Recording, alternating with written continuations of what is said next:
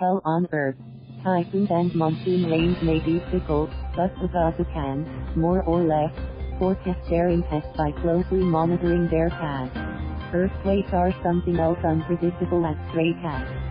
That's why the Jesuits who ran the 19th century Manila Observatory in Intramuros collected data on them and plotted these in chronological order starting from the 17th century, attempting to discern a pattern that would help them understand, and perhaps predict, what will have been cleared as terremotos and temblores.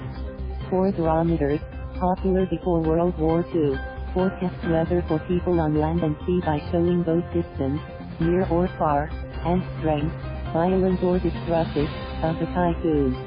For earthquakes, the Jesuits used the pendulum to track the movement of a series of terrible quakes and tremors that devastated Manila in July 1880. The pendulum moved almost continuously from July 18th to 2 p.m. of the 21st, and calmed down several times on the 22nd. These squiggles could be used by Malacañang today to create a more ridiculous form of the Oust Duterte Matrix. Francis Gealogo's essay on the Manila earthquakes of 1863 and 1880 is a good starting point for anyone interested in disasters, without plowing through the primary sources in Spanish. Available online are 2 issues of the Japan Gazette, a fortnightly summary of the political, commercial, literary, and social events of Japan, published in August 1880 in Yokohama, that contain eyewitness accounts of the devastating earthquake and aftershocks that terrorized Manila from July 16 to 22, 1880. Much of the reportage was compiled by the Hong Kong-based China Mail from the Diario de Manila and translated from the original Spanish. Details left out due to length can be accessed online in the pamphlet Los Terremotos en Filipinas en Julio 1880. The terror that overcame the inhabitants at the moment of the heavy shock is not possible to describe, wrote one correspondent. The movement of the earth was such as to deprive people of the use of their feet, even the coolest and bravest who did not, for a moment, lose their presence of mind, found it very difficult to keep on their legs. Then the thundering noise of the falling buildings, the dust rising in thick clouds where the ruins fell, caused many people to cry out, "Fire! Fire!" This caused agony upon agony, and the terror struck natives, principally the women, threw themselves on the ground and, praying aloud, called upon their God in the most heart-rending tones. "I am trying to brace my nerves and rise plainly, but with the earth moving from your feet every now and then it is hardly possible to do more than make yourself understood, so I hope you will make out the letter. We only endured 2 minutes on Monday." Imagine repeated tremors for a week in 1880. Refugees slept outdoors in open fields. Some paid exorbitant fees for shelter in countryside huts, and others sought shelter in ships on Manila Bay or cascos on the Tapit. Fortunately, the quake occurred in the daytime, and the first shocks were light, giving people a chance to flee.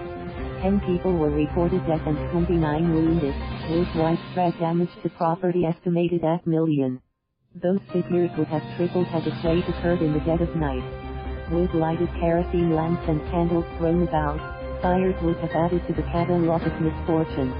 Roofs of houses fell inward due to the movement of the quake, though pedestrians were not killed or injured by falling roof tiles. House posts of wood sank into the earth a fourth of their original length, and, in Santa Ana, all the brick houses came to the ground, some of them built at great expense, and with iron roofs. The church was rendered useless, and mass was said yesterday in the middle of the field when all residents joined in a legation. The church of San Mateo also came to the ground. From Pasig, large numbers of inhabitants have abandoned their houses to go to the neighboring village of San Roque, in view of the security offered by houses of light construction. The panic is great and terror is painted in all faces. Those who could not leave this place contented themselves by living in lower houses, fearing a repetition of the earthquake. According to another report, people at Pasig saw Manila, on the occasion of the earthquake, enveloped in a dense cloud of dust, and thought that Manila was completely destroyed. People reported about pools and water tanks flowing over from Monday's quake. Nobody reported on the Pasig River or Manila Bay, but there was an unusual phenomena seen by people on ships and watercraft in 1880, The water of the river, bubbling up and mixed with the black mud of the river, was all the color of ink in the bay. The same bubbling appearance was observable on the water, and the shock was distinctly felt on board the ship. Columns of black or blackish water burst up from the Pagasa, by the folding or suspension bridge, in the earthquakes of 1863 and 1869, a phenomenon that was not seen in Manila in 1880. But in Pagasa, columns of black mud were seen to burst up, with a strong smell of sulfur.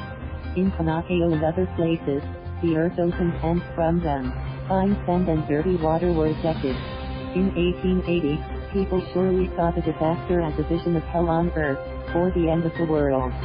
Comments are welcome at geocompo@ateneo.edu. Thank you for watching. Please subscribe.